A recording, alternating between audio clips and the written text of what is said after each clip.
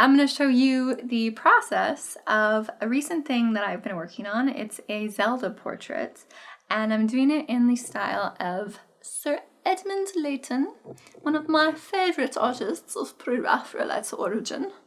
And yeah, so I'm going to be showing you the process of how that came to be, and I hope you enjoy it. I will put on some good music. I will catch up with you after it's done, and yeah, Godspeed. The piece that I am referencing, you can see it on the left, and that is a piece by Edmund Blair Layton. It's called A Medieval Beauty. So I thought this would just be something kind of like a nice fun practice session and something other people might enjoy to see. I'm just painting it as Twilight Princess Zelda instead. Another medieval-esque beauty.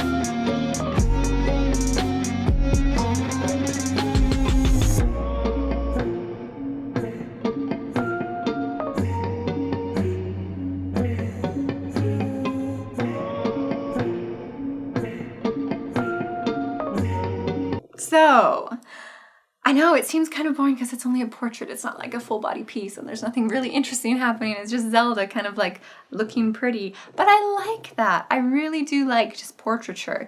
And it's kind of like doing portraits is half study, and it's also like, you know, half self-indulgence, and also just kind of like seeing what you can do if you only focus on one element as opposed to like a million different elements. So yeah, there is something to be said for portraiture, and I do really like doing it, which is why most of my sketches are portraiture. Yeah. Anyway, sorry, I am rambling.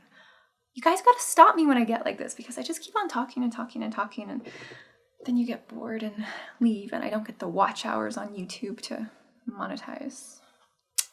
Anyway, thank you guys so much for watching, and I will catch you next time. Nagamis!